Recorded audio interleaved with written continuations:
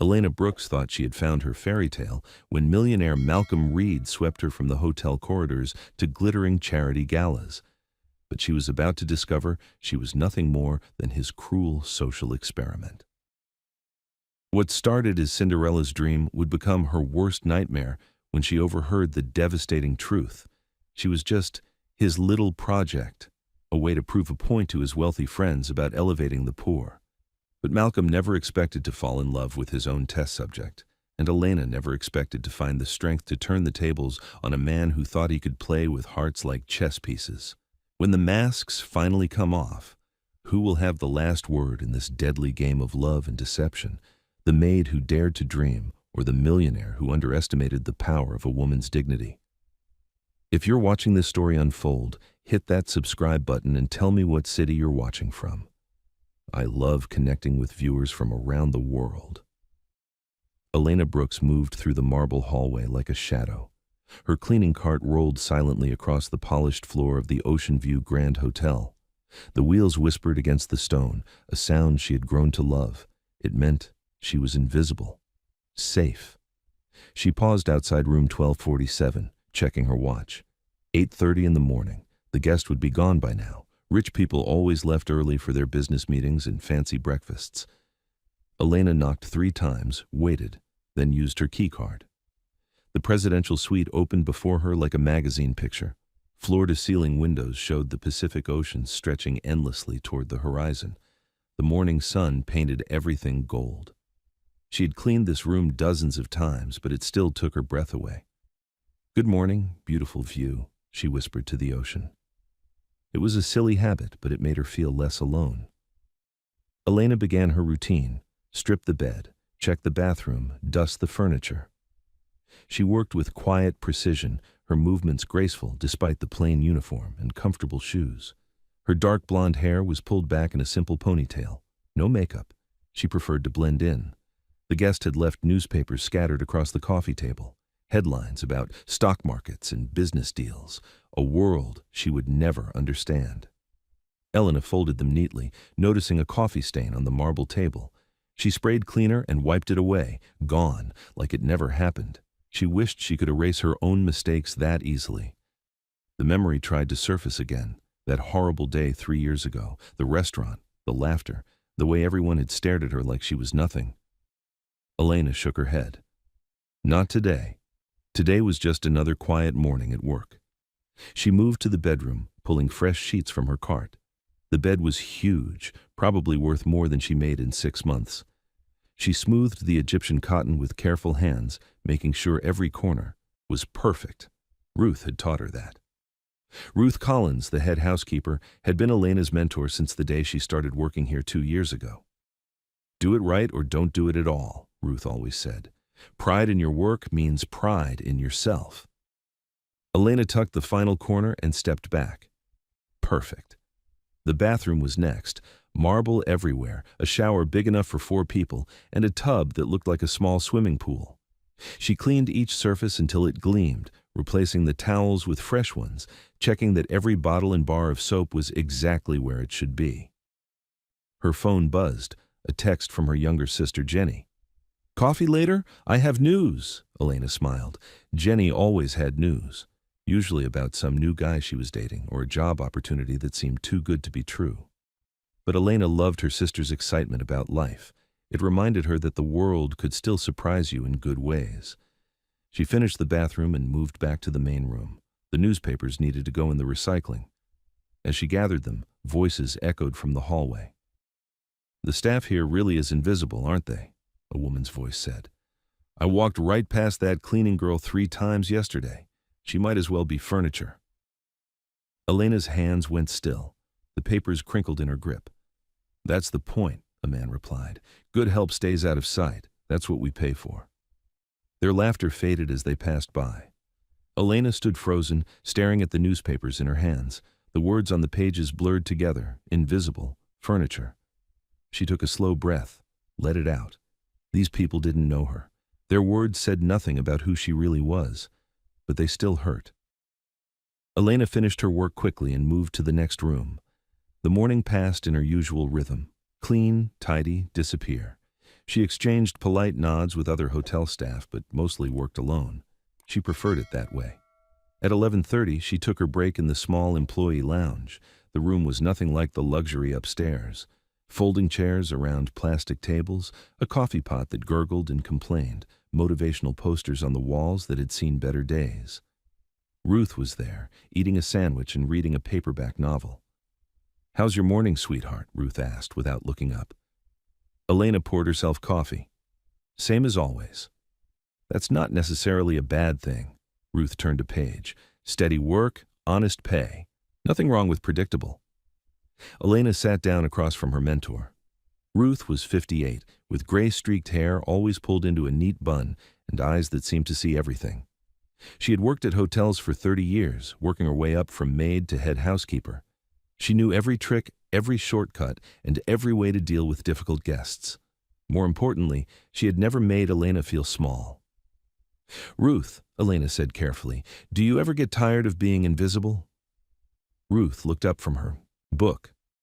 "What happened?" Elena shrugged. "Just overheard some guests talking about how the staff might as well be furniture." "Ah," Ruth set down her book. "The furniture comment. You've heard it before?" "Honey, I've heard everything. In 30 years, I've been called furniture, decoration, and things I won't repeat in polite company." Ruth leaned forward. "Want to know what I learned?" Elena nodded. "Their words tell you nothing about you. They tell you everything about them." Ruth's voice was gentle but firm. "A person who thinks other people are furniture, that person has a heart problem. And heart problems make people ugly, no matter how much money they have." Elena felt some of the tension leave her shoulders. Ruth always knew what to say. "Besides," Ruth continued, "being invisible has its advantages. We see everything. We know who's kind when no one's watching and who's cruel when they think no one cares. That's power if you choose to use it right." Before Elena could ask what she meant, the break room door opened. Mike from maintenance stuck his head in. "Elena, you might want to know. There's a guy asking about you at the front desk." Elena's blood went cold. "Asking about me?" "Yeah, some businessman. Expensive suit, fancy watch. Wanted to know which rooms you clean and when your shift ends." Ruth stood up immediately. "Did he give a name?" "Malcolm something. Reed, I think." Elena had never heard the name before. "What did the front desk tell him?" "Nothing, don't worry. Hotel policy, but he seemed pretty determined." Elena's mind raced. She couldn't think of any reason a rich businessman would want to talk to her. Unless someone had complained about her work. Maybe she had broken something without realizing it. Maybe she had seen something she shouldn't have seen. "Thanks for the heads up, Mike," Ruth said.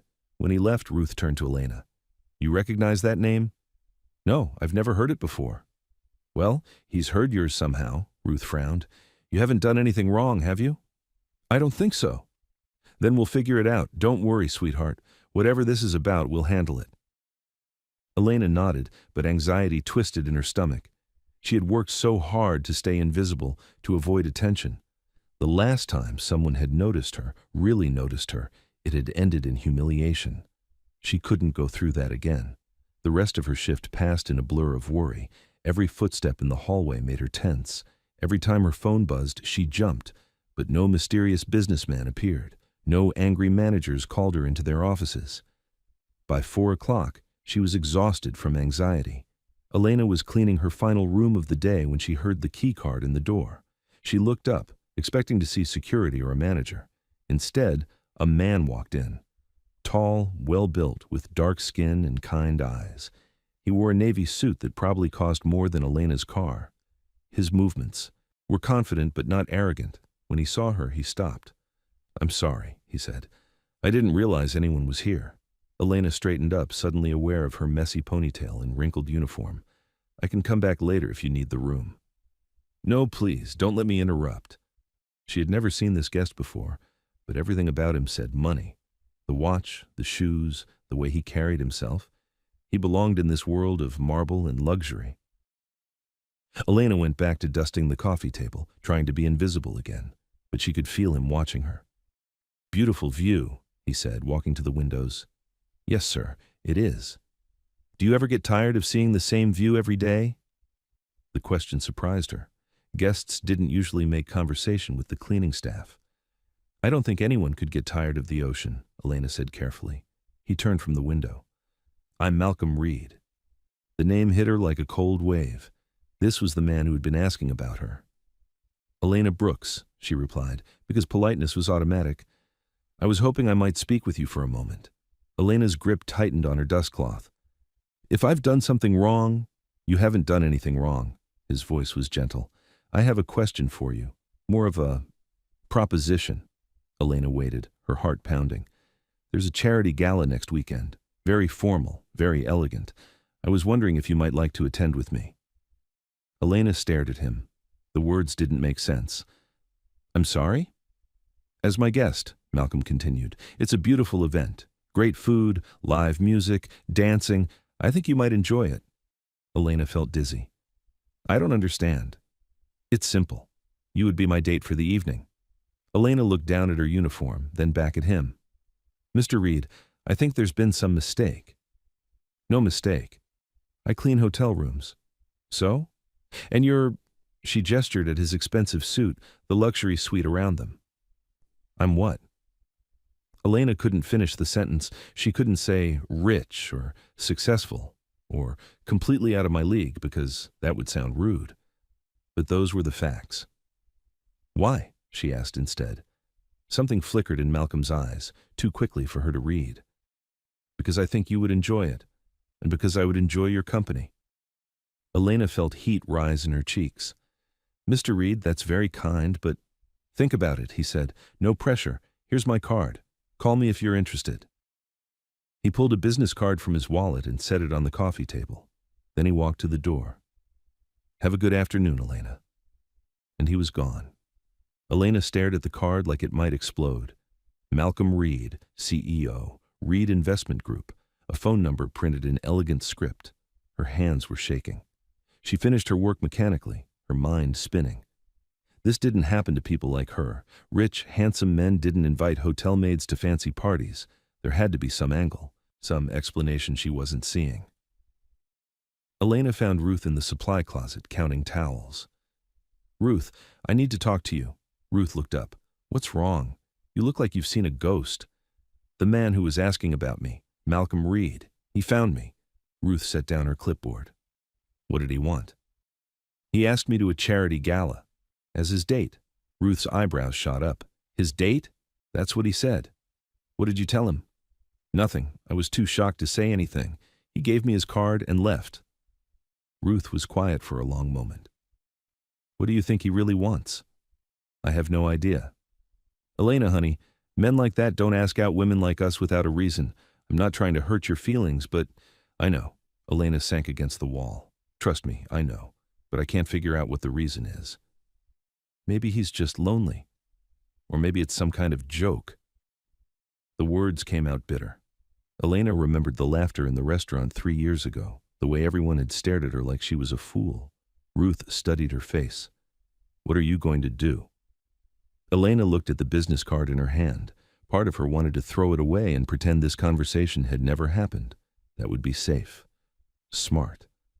But another part of her, a part that had been quiet for a long time, was curious. When was the last time she had been invited anywhere? When was the last time someone had looked at her like she might be worth spending time with? I don't know, Elena said honestly. Well, Ruth said, whatever you decide, make sure you're doing it for the right reasons. Don't let anyone make you feel small, not even yourself. Elena nodded and slipped the card into her pocket. That evening, she sat in her small apartment, staring at Malcolm Reed's business card. Her apartment was tiny but clean, with second-hand furniture and plants on every windowsill. It was the opposite of the hotel's luxury, but it was hers. Her phone rang. Jenny. Coffee was canceled, Jenny said without preamble, but I still have news. I got the job at the gallery. Jenny, that's wonderful.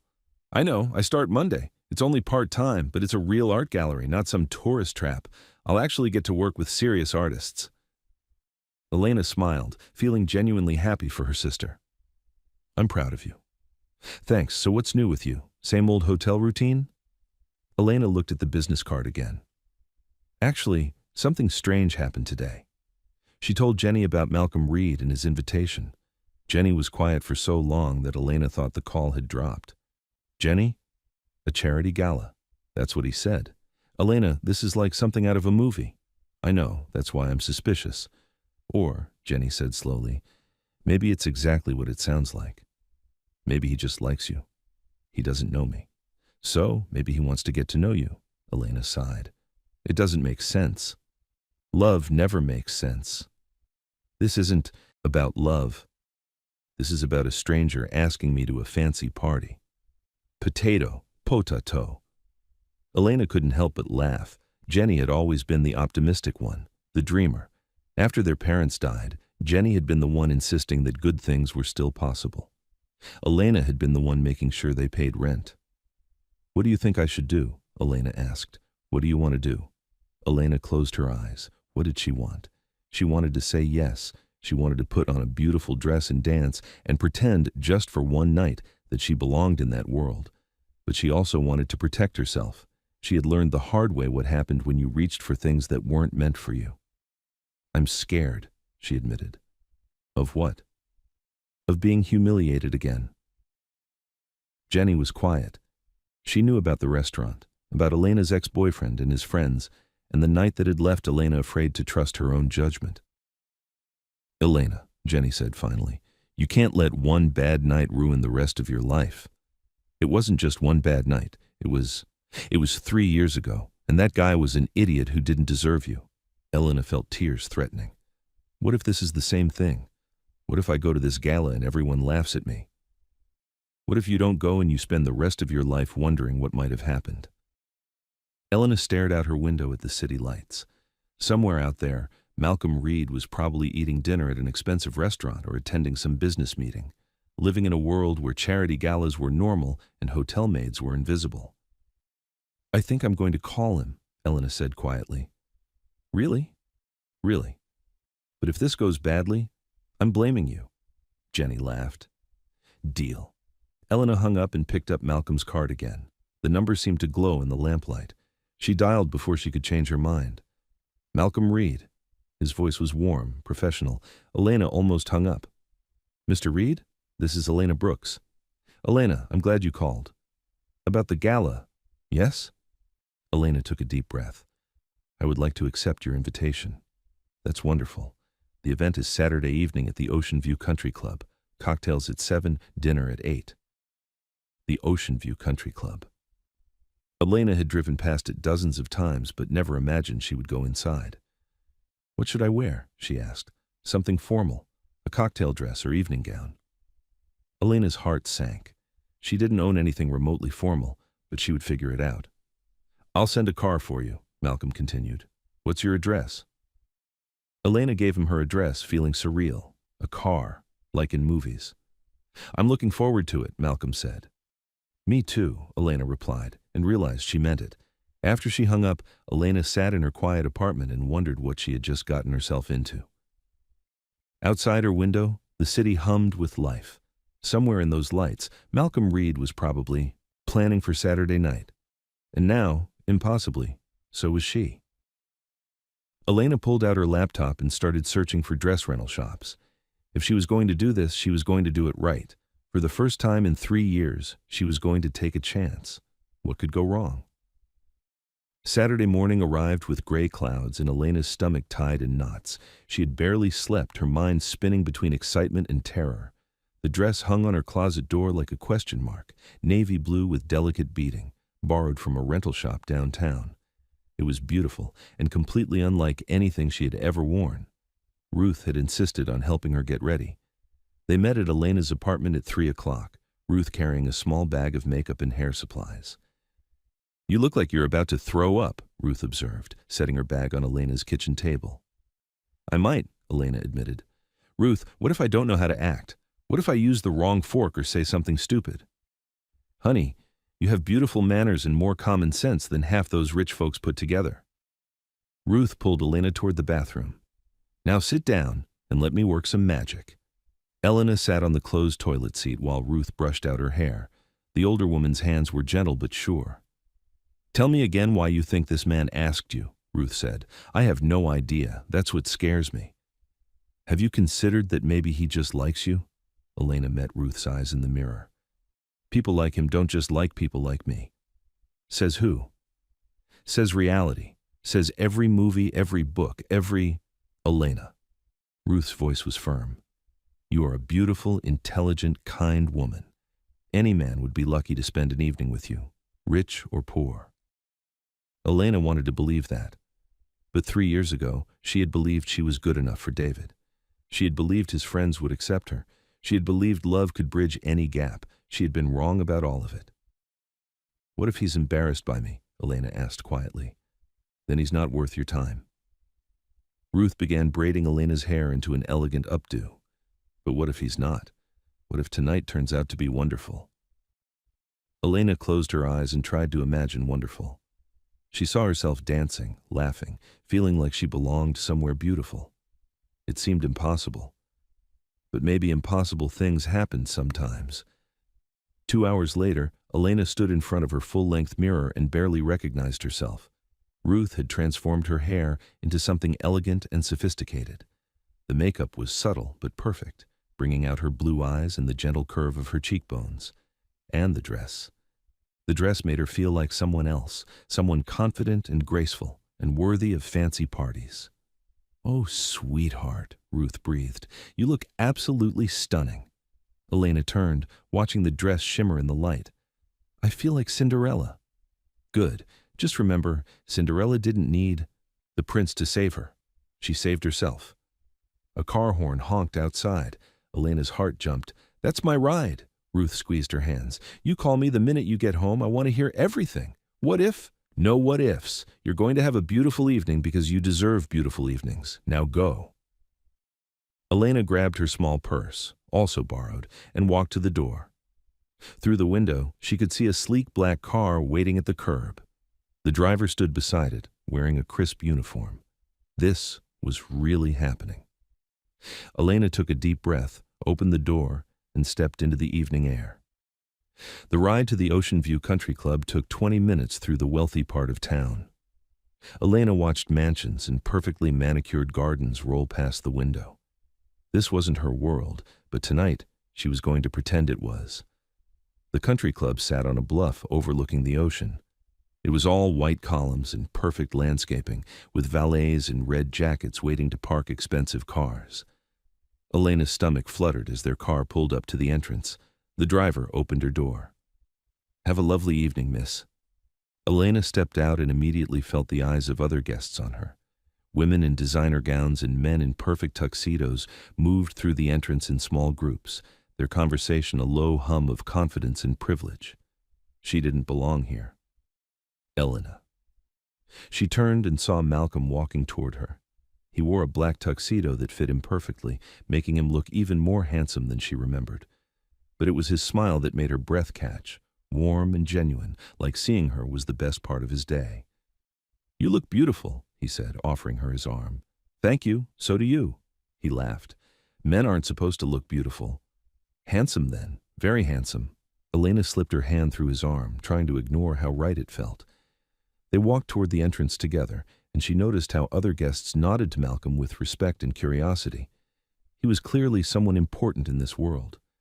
The inside of the country club took Elena's breath away. Crystal chandeliers cast warm light over marble floors and elegant furniture. Waiters moved smoothly through the crowd with trays of champagne and appetizers. A string quartet played classical music in one corner. It was like stepping into a fairy tale. What would you like to drink? Malcolm asked. Whatever you think is appropriate.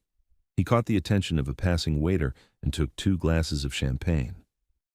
To new experiences, he said, raising his glass. Elena clinked her glass against his. To new experiences.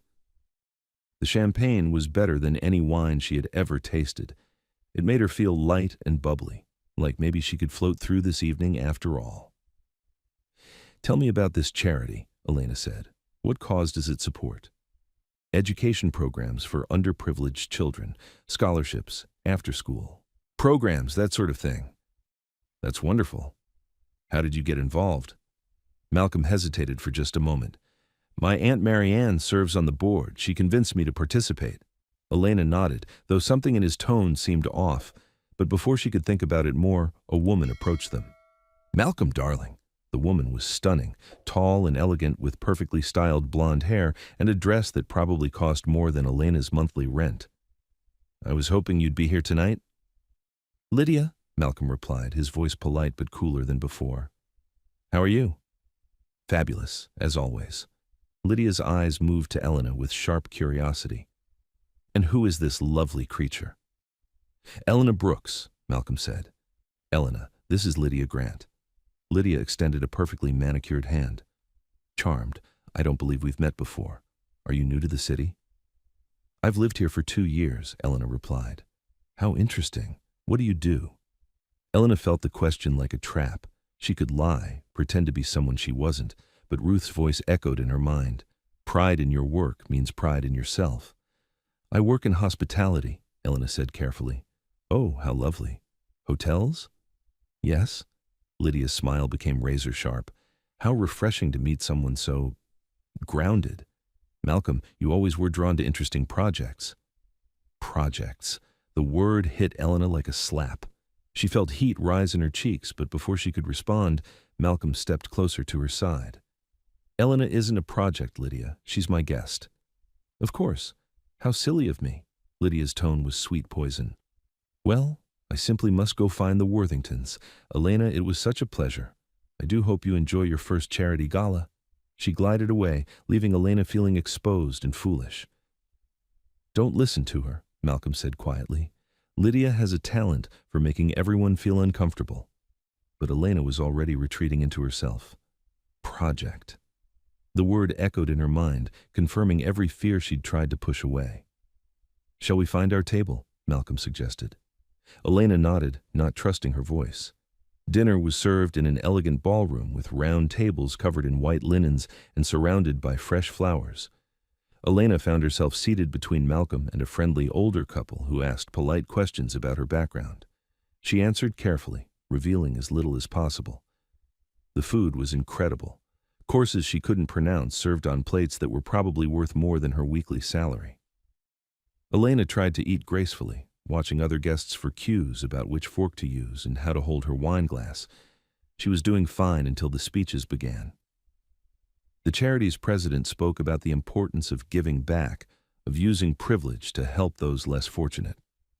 The language was kind, but Elena heard the underlying message. There were people who belonged here and people who needed help. She knew which category she fell into. Our goal, the president continued, is to bridge the gap between different worlds, to show disadvantaged children that they too can aspire to success. Polite applause rippled through the room. Elena clapped along, feeling smaller with each word. When dinner ended, couples moved to the dance floor. Malcolm offered Elena his hand. I should warn you, she said, I'm not a very good dancer. Neither am I. We'll figure it out together. The band was playing a slow jazz standard. Malcolm led Elena onto the dance floor and pulled her gently into his arms. She fit against him perfectly, her hand resting on his shoulder, his arm around her waist. For a moment, everything else faded away. The music, the lights, the warmth of his body close to hers. It was magical. Elena closed her eyes and let herself believe this was real. Are you having fun? Malcolm asked softly. Elena looked up at him. In the dim light, his face was serious, almost vulnerable.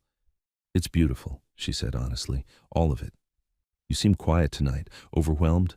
Elena considered lying, but something about his expression made her want to tell the truth. A little. This isn't my world. It could be. The words hung between them, full of implications Elena wasn't ready to examine. Why did you invite me? She asked suddenly. Malcolm missed a step. What do you mean? I mean, why me? You could have invited anyone. Someone who belongs here. Maybe I wanted to invite someone who doesn't belong here. Elena pulled back slightly to look at his face. Why? Malcolm was quiet for a long moment, guiding her through the steps of the dance. When he spoke, his voice was careful. Because people who belong here can be predictable. It wasn't really an answer, but before Elena could press him, someone tapped Malcolm on the shoulder. "Mind if I cut in?" Elena turned to see a tall, athletic man with kind eyes and an easy smile. "Victor," Malcolm said. "This is Elena. Elena, my friend Victor Hale." "The infamous Elena," Victor said with a grin. "Malcolm's been talking about you all week." Elena felt her cheeks warm. "Has he?" "Oh yes. May I?" Victor gestured toward the dance floor. Malcolm looked like he wanted to refuse, but good manners won out. Of course. Victor was a much better dancer than Malcolm, spinning Elena effortlessly through more complex steps. He was also more talkative. "So you're the mysterious woman who's captured our Malcolm's attention," Victor said. "I have to admit, I'm curious." "Curious about what?" "About what makes you special. Malcolm doesn't usually bring dates to these things. In fact, he usually complains about them for weeks beforehand." Elena glanced over at Malcolm, who was standing at the edge of the dance floor, watching them with an unreadable expression. "Maybe he just needed a date," Elena suggested. Victor laughed. "Trust me, Malcolm Reed never has trouble finding dates. Half the women here would say yes if he asked." "Then why didn't he ask one of them?" Victor's expression grew more serious. "That's what I'd like to know." The song ended, and Malcolm appeared immediately to reclaim her. "Thank you for the dance," Victor told Elena. "It was enlightening." As Victor walked away, Elena felt a chill that had nothing to do with the air conditioning. "What did he mean by enlightening?" she asked Malcolm. "Victor likes to think he's mysterious. Don't pay attention to him." But Elena was paying attention. To Victor's questions, to Lydia's comments, to the way other guests looked at her when they thought she wasn't watching. She was starting to see the shapes of something underneath the surface of this beautiful evening. "Malcolm," she said carefully, "can I ask you something?" "Of course." "Are you embarrassed by what I do for work?" Malcolm stopped dancing. "What kind of question is that?" "When Lydia asked what I do, you looked uncomfortable. And when I told her I work in hospitality, you seemed relieved that I didn't say I was a maid." "Elena, it's okay if you are. I just want to know where I stand." Malcolm guided her off the dance floor toward a quieter corner of the ballroom. His face was troubled. "I'm not embarrassed by your work," he said firmly. "I'm embarrassed by how people here might react to it." "Why?" "Because they're snobs. Because they judge people by their bank accounts instead of their character." "And you don't?" Malcolm met her eyes. "I try not to." Elena studied his face, looking for signs of deception. She found something else instead: guilt. "Malcolm, what aren't you telling me?" Before he could answer, the band announced the last dance of the evening. Couples moved back onto the floor for a final slow song. "Dance with me," Malcolm said, extending his hand. Elena hesitated, then took it. This time, they moved together with more confidence. Elena let herself relax into his arms, enjoying the warmth and strength of his body, the way he smelled like expensive cologne and something uniquely him. But questions still swirled in her mind. Why her? Why tonight? What did Victor mean by enlightening? When the song ended, couples began saying their goodbyes. Elena found herself surrounded by air kisses and polite promises to "do lunch soon, darling." She smiled and nodded, playing her part. Outside, the valet brought Malcolm's car, a sleek BMW that probably cost more than Elena made in 3 years. Malcolm opened her door, and they drove away from the country club in comfortable silence. "Did you enjoy yourself?" Malcolm asked as they wound through the hills toward Elena's neighborhood. "Yes," Elena said, and meant it. Despite her confusion and growing suspicions, it had been a magical evening. "Thank you for inviting me." "Thank you for saying yes." They pulled up outside Elena's apartment building. Malcolm turned off the engine and walked around to open her door. Together, they climbed the stairs to her front door. Elena fumbled with her keys, suddenly nervous. The evening was ending, and she didn't know what came next. "Elena," Malcolm said softly. She turned to face him. In the dim light from the hallway, his face was shadowed but beautiful. "I had a wonderful time tonight," he said. "So did I." Malcolm stepped closer. "I'd like to see you again." Elena's heart fluttered. "I'd like that too." He reached up to touch her cheek, his thumb brushing across her skin with infinite gentleness. Then he leaned down and kissed her.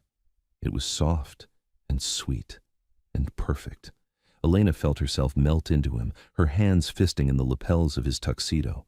For a moment, the world narrowed to just this, his lips on hers, his arms around her, the taste of champagne and possibility. When they broke apart, Elena was breathless. "Good night, Elena," Malcolm whispered. "Good night." Elena let herself into her apartment and leaned against the door, her heart pounding. Through the window, she watched Malcolm's car disappear into the night. She touched her lips, still feeling the warmth of his kiss. Maybe Jenny had been right. Maybe sometimes impossible things did happen. Elena carefully hung up the borrowed dress and washed off her makeup, but she couldn't wash away the smile on her face. She called Ruth as promised and gave her a brief summary of the evening, leaving out her growing questions about Malcolm's motives. As she lay in bed, Elena replayed every moment of the night, the dancing, the conversation, the way Malcolm had looked at her like she was precious.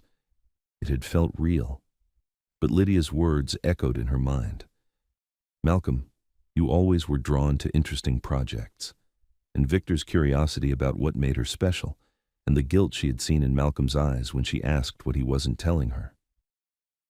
Elena stared at the ceiling, her mind spinning. Tomorrow she would go back to work, back to her invisible life-cleaning hotel rooms, but tonight had changed something inside her. She had tasted a different world, felt what it was like to be seen and wanted. The question was, what did Malcolm Reed really want with her? And was she brave enough to find out? Outside her window, the city hummed with late-night energy. Somewhere in those lights, Malcolm was probably lying in his own bed, thinking about the evening. Was he planning their next date? Or was he planning something else entirely? Elena closed her eyes and tried to hold on to the memory of dancing in his arms. Whatever came next, she had tonight. She had felt beautiful and desired and worthy of beautiful things. For now, that was enough. But deep in her heart, Elena knew this was just the beginning. The real test would come when the fairy tale ended and she had to face the truth about why Malcolm Reed had chosen her. She just hoped she would be strong enough to handle whatever that truth turned out to be. Monday morning came too soon. Elena stood in front of her bathroom mirror, trying to braid her hair back into its usual neat ponytail. Her reflection looked the same as always, but something had changed. The memory of Saturday night lingered in her eyes, a new awareness of herself, a quiet confidence that hadn't been there before. The fairy tale was over. Now came real life. Elena arrived at the hotel 15 minutes early, as always. She changed into her uniform, gathered her cleaning supplies, and began her rounds. But everything felt different.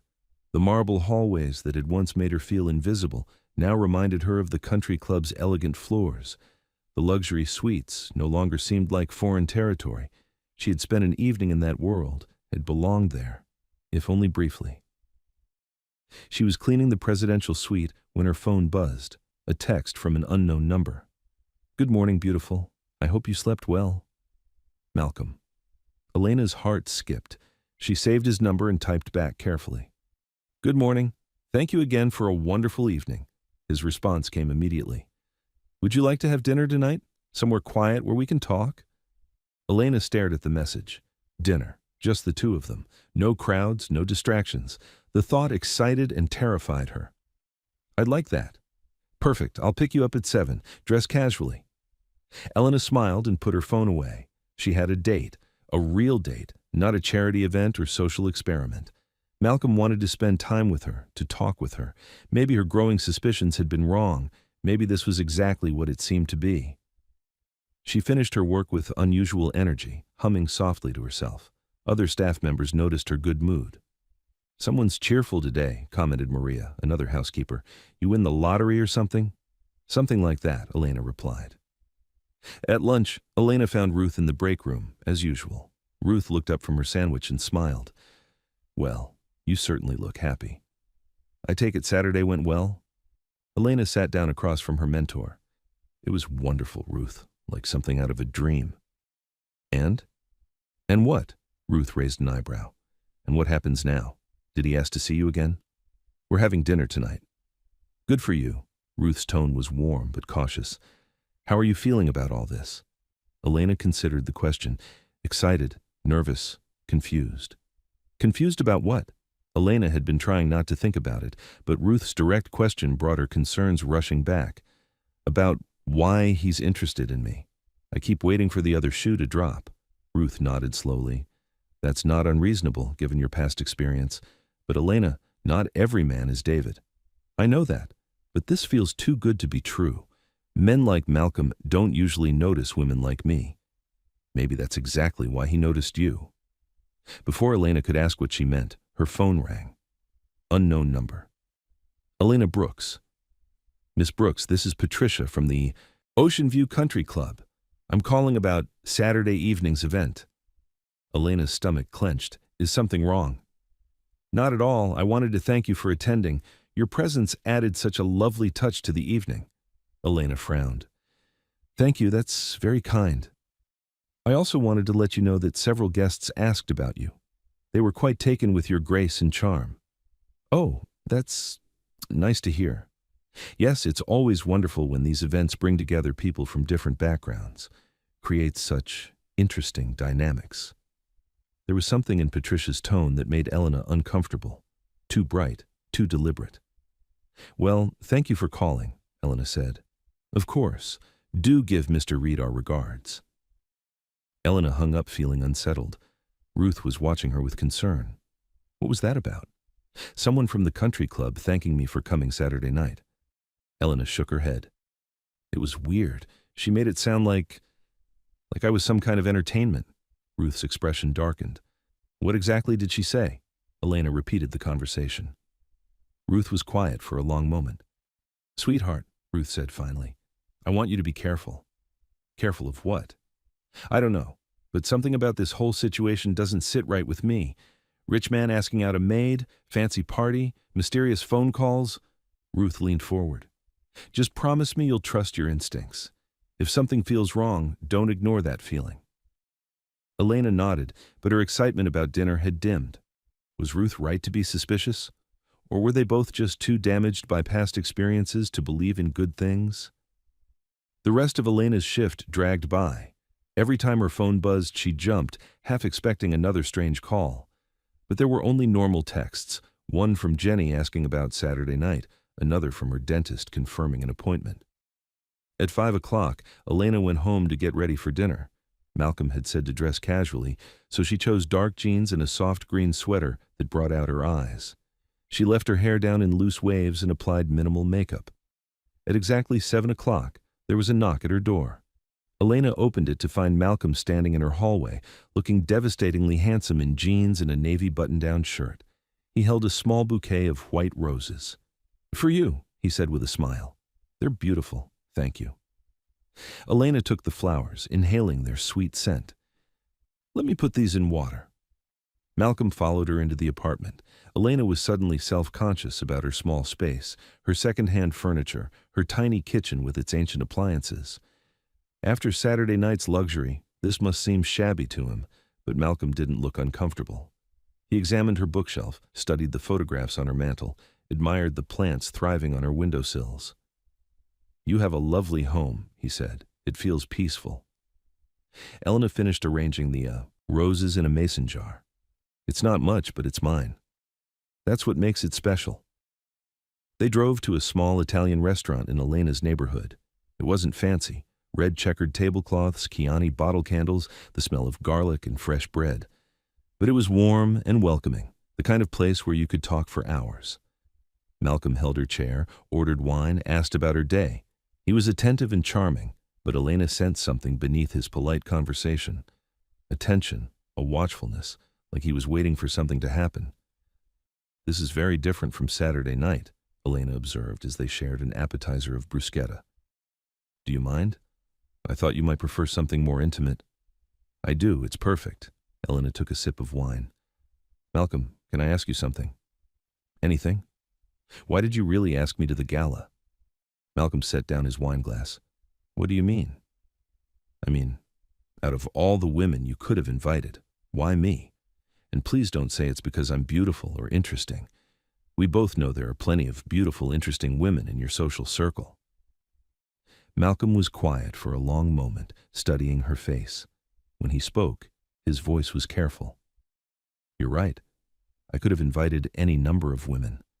But I didn't want to invite someone who would spend the evening networking or gossiping or trying to impress me. I wanted to invite someone real. Elena felt a flutter of warmth at his words, but something still nagged at her. How did you know I was real? You didn't know me.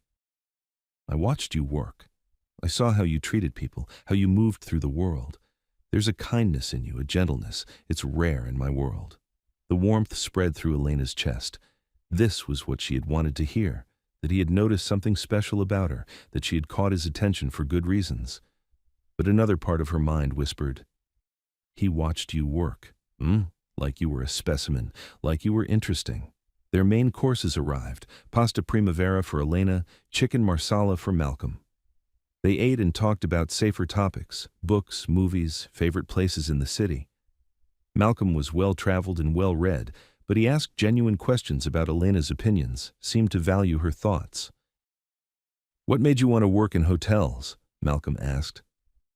Elena had been dreading this question. The truth was complicated and painful. I needed steady work with benefits, she said carefully. After my parents died, I had to help support my sister through college. I'm sorry about your parents. That must have been difficult. It was, but we got through it. Malcolm reached across the table and covered her hand with his. You're stronger than you know. Elena looked down at their joined hands. His was large and warm, with calluses that suggested he did more than sit behind a desk. Hers was smaller, rougher from years of cleaning supplies and hard work. What about you? Elena asked. How did you build your business? Something flickered across Malcolm's face. Hard work, good investments, some luck. It wasn't really an answer, but before Elena could press him, Malcolm changed the subject. Tell me about your sister. You mentioned she's in college. Art school, actually. She just got a job at a gallery. Elena's face lit up talking about Jenny. She's incredibly talented, paints these amazing landscapes that make you feel like you're actually there. She sounds wonderful. I'd love to meet her sometime. The casualness of the comment made Elena's heart flutter. Meeting family was serious. It meant he was thinking about a future, about this being more than just a few dates. They lingered over dessert and coffee, talking until the restaurant began to empty around them. Elena felt relaxed and happy, her earlier suspicions fading. This was real. Malcolm was genuinely interested in her, enjoyed her company, wanted to know her better. When they finally left the restaurant, Malcolm drove her home slowly, taking the long way through the city. They talked about everything and nothing, childhood memories, favorite foods, dreams for the future. Outside Elena's apartment building, Malcolm walked her to her door. I had a wonderful time tonight, Elena said. So did I. Malcolm stepped closer. Elena, I want you to know, this isn't casual for me. I don't usually... He stopped, ran a hand through his hair. I'm not very good at this. At what? At being honest about what I want. Elena's pulse quickened. What do you want? Malcolm cupped her face in his hands. You. I want to spend time with you, get to know you, see where this goes. Then he was kissing her again, deeper this time, with more urgency. Elena melted into him, her arms wrapping around his neck. She could feel his heart pounding against her chest, could taste wine and coffee and something that was purely him. When they broke apart, both were breathing hard. I should go, Malcolm said reluctantly. Elena nodded, not trusting her voice. Can I see you again? Maybe this weekend? I'd like that. Malcolm kissed her forehead softly. Good night, Elena. Elena watched him drive away before letting herself into her apartment. She leaned against the door, touching her lips, smiling like a fool. Ruth's warning seemed paranoid now. Patricia's phone call felt harmless. This was what it seemed to be, a man and a woman, attracted to each other, taking a chance on something beautiful. Elena got ready for bed, still smiling. But as she brushed her teeth, she caught sight of herself in the mirror and paused. Her lips were swollen from kissing, her hair mussed, her cheeks flushed. She looked like a woman who was falling in love. The thought should have made her happy. Instead, it made her nervous. Elena had been in love before, she had trusted before, and it had ended in humiliation and heartbreak. But Malcolm wasn't David. This wasn't the same situation. Was it? Elena climbed into bed and tried to quiet her racing thoughts. Tomorrow she would go back to work, back to her normal life. But everything felt different now. She was different. Saturday night had shown her a glimpse of another world, and tonight had shown her a glimpse of another life. A life where she was valued and desired and loved. She wanted that life so badly it scared her. Elena closed her eyes and tried to sleep, but her mind kept spinning. She replayed every moment of the evening, every word Malcolm had said, every look he had given her. She searched for signs of deception, for cracks in the fairy tale. She found small things that bothered her. The way he had changed the subject when she asked about his business.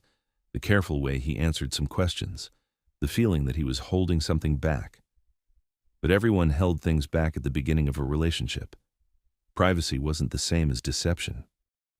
Elena forced herself to stop analyzing and just feel.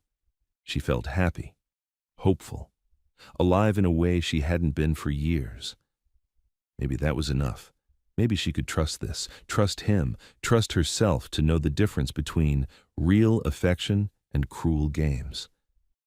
Outside her window, the city hummed with late-night energy.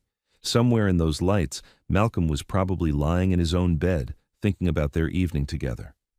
Was he smiling too? Was he planning their next date? Elena hugged her pillow and let herself imagine a future. More dinners, more conversations, more kisses, meeting his friends, introducing him to Jenny, maybe even love. The words scared and thrilled her in equal measure.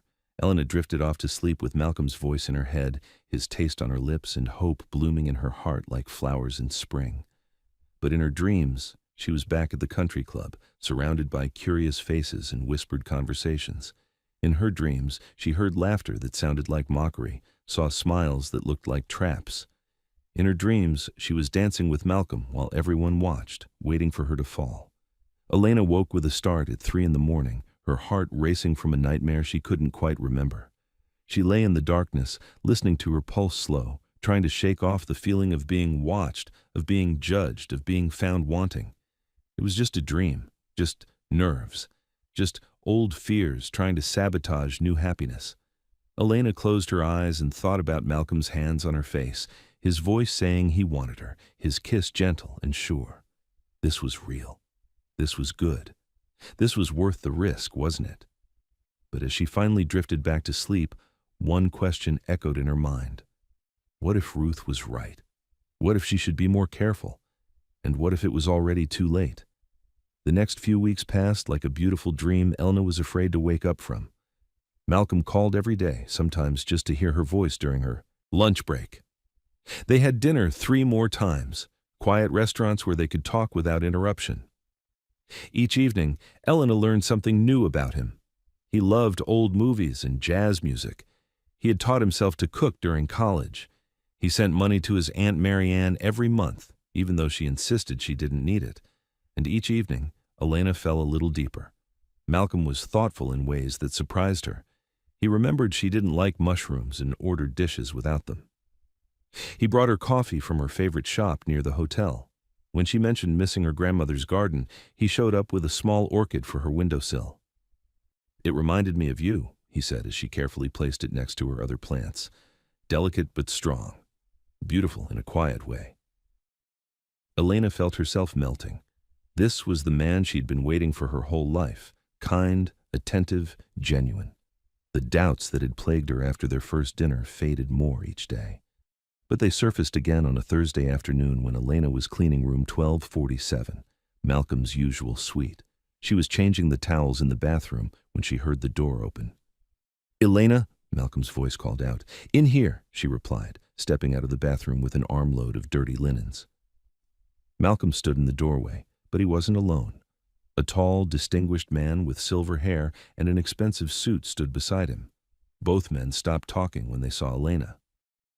"I'm sorry," Elena said quickly. "I didn't know you had a meeting. I can come back." "No need," the older man interrupted with a cold smile. "Don't mind us. Pretend we're not here." Elena felt heat rise in her cheeks. The man's tone was dismissive, like she really was invisible furniture. Malcolm looked uncomfortable. "Elena, this is Charles Morrison, a business associate. Charles, this is Elena." Charles nodded politely but didn't offer his hand.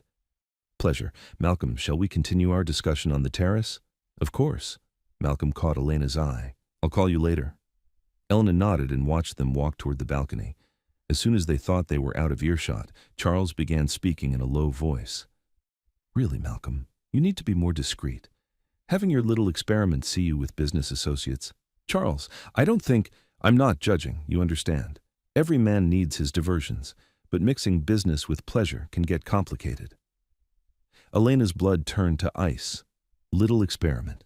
Diversions. She stood frozen, holding the dirty towels as the words echoed in her mind. She finished her work mechanically, her hands shaking. When Malcolm called that evening, she let it go to voicemail. When he texted asking if she was okay, she replied that she was tired and would talk to him tomorrow. But Elena didn't sleep that night. She lay in bed replaying Charles Morrison's words, remembering Lydia's comment about Malcolm's interesting projects, thinking about the guilt she had seen in Malcolm's eyes when she asked what he wasn't telling her. The pattern was becoming clear, and Elena didn't like what she saw. Friday morning, Elena went to work early and threw herself into cleaning with unusual intensity. Physical labor helped quiet her racing thoughts, but it couldn't silence the growing certainty that she'd been played for a fool. Ruth found her scrubbing an already spotless bathroom in room 1158. Elena, honey, what are you doing? That mirror is so clean I can see my reflection from here.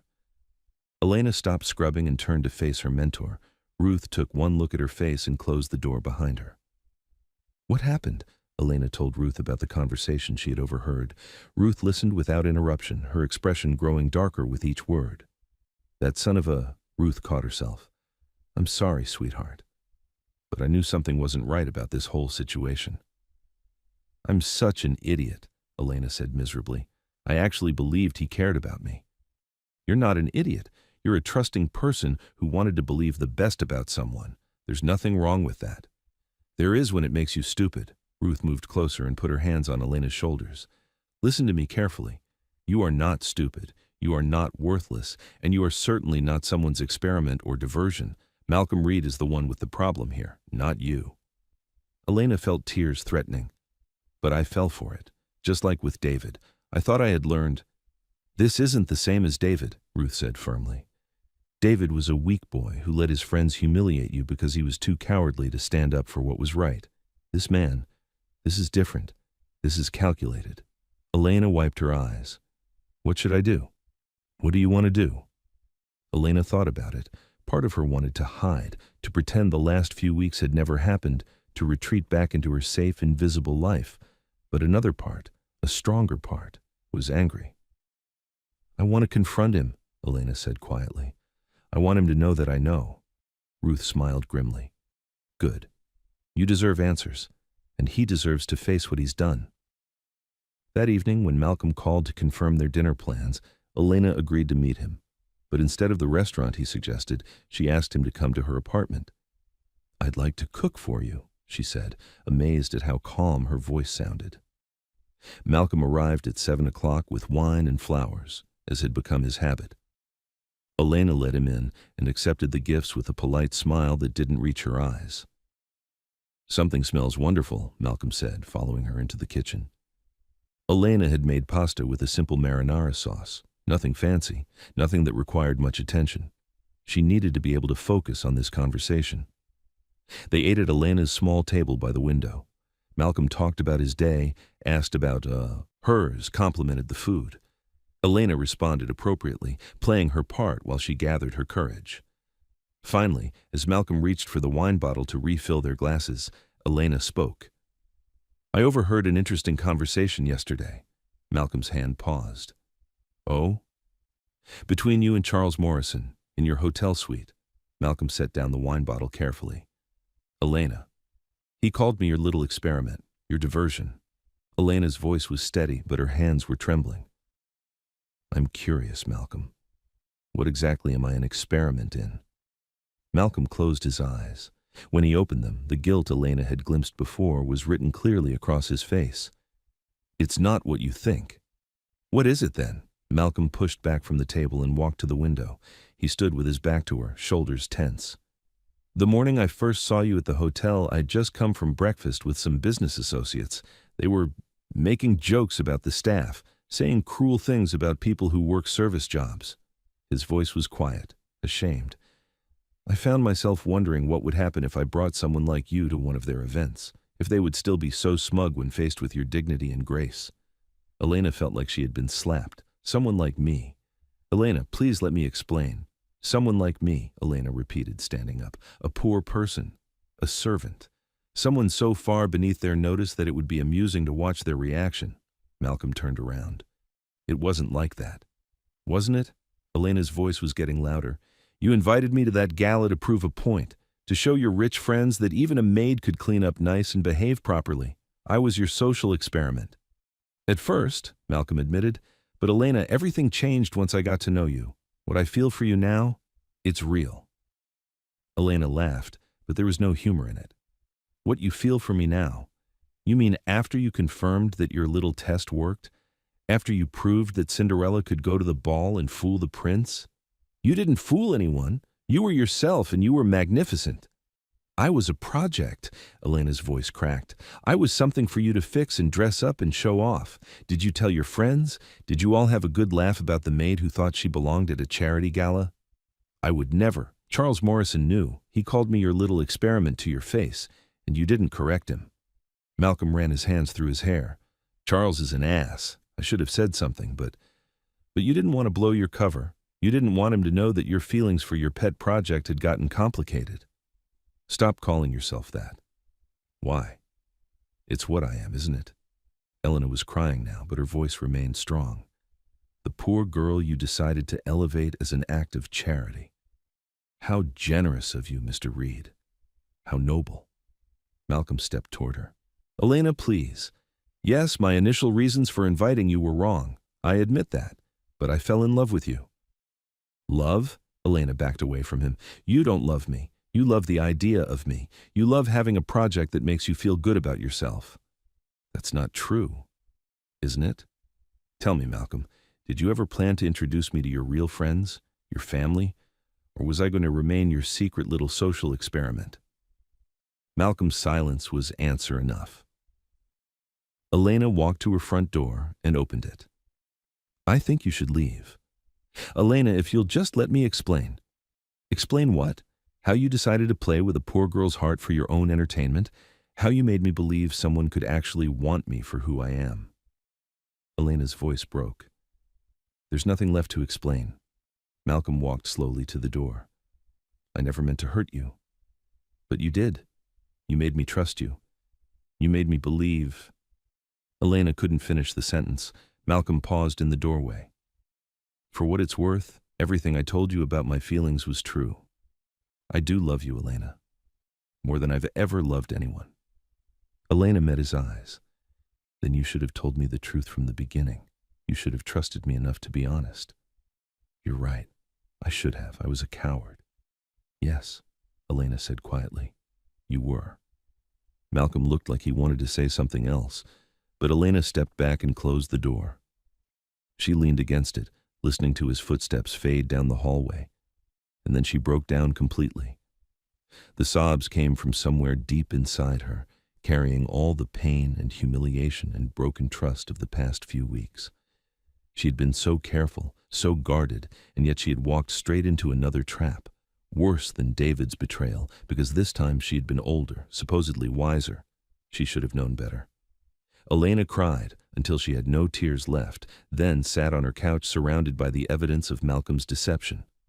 The orchid he had brought her, the wine they had shared, the roses from their first date, now wilted in their mason jar. All of it had been a lie. Elena's phone rang, Malcolm's name on the screen. She declined the call. It rang again, and again. Finally, she turned it off. She spent the weekend in her apartment, ignoring the world. Jenny called several times, but Elena couldn't bear to explain what had happened. Ruth texted, asking if she was okay. Elena replied that she was sick and would be back to work Monday. On Sunday evening, there was a knock at her door. Elena ignored it. The knocking continued, gentle but persistent. Elena? It's Marianne Reed, Malcolm's aunt. Could we talk for a few minutes? Elena froze. Malcolm's aunt. The one he sent money to, the one who served on the charity board. Elena had no desire to face another member of Malcolm's family, but curiosity won out. She opened the door. Marianne Reed was a small woman in her 50s with graying hair and kind eyes that looked remarkably like Malcolm's. She wore a simple dress and comfortable shoes, nothing that screamed wealth or status. "I'm sorry to bother you," Marianne said, "but I was hoping we could talk." Elena considered slamming the door, but something about the woman's gentle demeanor stopped her. "I suppose you can come in." Marianne entered and looked around Elena's small apartment with apparent appreciation. "You have a lovely home, very peaceful." Elena didn't offer her a seat or refreshments. "If you're here to defend Malcolm—" "I'm not." Marianne turned to face her. "I'm here to apologize." Elena blinked. "What?" "My nephew told me what he did, how he deceived you. It was wrong, and I'm partly responsible." "How are you responsible?" Marianne sighed. "I've been trying to get Malcolm to find someone real, someone with substance, for years. I was tired of watching him date shallow women who only wanted his money. When he told me about you, I encouraged him without asking the right questions." Elena sat down heavily on her couch. "So you knew?" "Not at first. I thought he had simply met someone wonderful and was being cautious about how he introduced you to his world." Marianne sat down across from her. "It wasn't until after the gala, when I asked him how you two had met, that I realized what had really happened." "And what did you think then?" "I was horrified, and I told him so." Elena studied Marianne's face, looking for signs of deception. She found only genuine remorse. "Why are you here?" Elena asked. "Because I've watched my nephew his entire adult life, and I've never seen him the way he was when he talked about you. Yes, his initial reasons for asking you out were terrible. But Elena, that man is in love with you. Real love, not infatuation or novelty." Elena laughed bitterly. "He has a funny way of showing it. He made a mistake, a big, hurtful mistake. But people make mistakes, even good people. This wasn't a mistake. This was calculated deception." Marianne nodded. "You're right, and you have every right to be angry, but I wanted you to know that what you saw in him, what you felt from him, that was real." Elena felt fresh tears threatening. "It doesn't matter. I can't trust him." "I understand. Trust, once broken, is hard to rebuild." Marianne stood up. "But Elena, don't let his failure make you believe you're not worthy of love. You are extraordinary, and any man would be lucky to have your heart." Elena walked Marianne to the door. "Thank you for coming. I appreciate what you've said, but I know. Just think about it. Think about whether the man you came to know these past weeks deserves a chance to earn your forgiveness." After Marianne left, Elena sat alone in her apartment, more confused than ever. Part of her wanted to believe that Malcolm's feelings had been genuine, that his love was real despite his deceptive beginning. But how could she trust her own judgment? She had been so wrong about him already. Monday morning came too soon. Elena dragged herself to work, grateful for the mindless routine of cleaning. But her first assignment was the presidential suite, Malcolm's room. She stood outside the door, keycard in hand, trying to gather the courage to enter. The room was empty, as she had expected, but there were signs that Malcolm had been there recently. The bed was unmade, towels used, coffee cups on the counter, and on the desk, a single white envelope with her name written in Malcolm's elegant handwriting. Elena stared at the envelope for a long moment. She could ignore it, throw it away, pretend she had never seen it. That would be the smart thing to do. Instead, she opened it. "Elena," the letter began, "I know I have no right to ask for your forgiveness, and I'm not writing this letter to ask for it. I'm writing because you deserve the complete truth, something I should have given you from the beginning. You're right about everything. I invited you to the gala as an experiment, a way to prove a point to people I don't even respect. It was arrogant and cruel, and I have no excuse for it. But you're wrong about one thing. What I feel for you isn't complicated or confused or based on some savior fantasy. I love you, Elena. I love your strength, your kindness, your integrity. I love the way you see beauty in simple things, the way you care for everyone around you. the way you stand up for yourself even when you're afraid. I love you for exactly who you are, not for who I tried to make you or what you represent. You are not a project or an experiment or a diversion. You are the most genuine person I have ever known, and losing you is the consequence of my own arrogance. I don't expect you to forgive me. I don't expect you to give me another chance.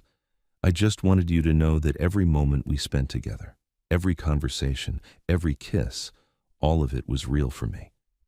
You are real, Elena, and you deserve someone who sees that from the very beginning. I'm sorry. For the deception, for the hurt, for making you question your own worth. You are worth everything good in this world. All my love, Malcolm. Elena read the letter 3 times, tears streaming down her face. The words were beautiful and seemed sincere, but how could she trust them? How could she trust anything he said after what he had done? She folded the letter and put it in her pocket. She had work to do, but as Elena cleaned Malcolm's room, she found herself remembering moments from their time together. The way he had listened when she talked about her parents, his genuine interest in her thoughts and dreams, the gentleness in his touch, the vulnerability she had glimpsed in his eyes. Had all of that been an act? Or had Malcolm meant what he wrote, that despite his terrible beginning, his feelings had become real? Elena finished her work and moved on to the next room, but Malcolm's words followed her. By lunchtime, she was exhausted from thinking in circles. Ruth found her in the break room, staring at an untouched sandwich. "How are you holding up, sweetheart?" Elena pulled out Malcolm's letter and handed it to Ruth without a word. Ruth read it carefully, her expression thoughtful. "What do you think?" Elena asked when Ruth finished. "I think he's telling the truth about loving you. The question is whether that's enough." "Is it?" Ruth handed the letter back. "Only you can answer that. But Elena, I will say this. A man who was just playing games wouldn't write a letter like this. He would make excuses, blame you for misunderstanding, try to minimize what he did. This letter takes full responsibility." Elena stared at the letter. "But can I trust him again?" "I don't know. But I do know that you've been happier these past few weeks than I've seen you in years.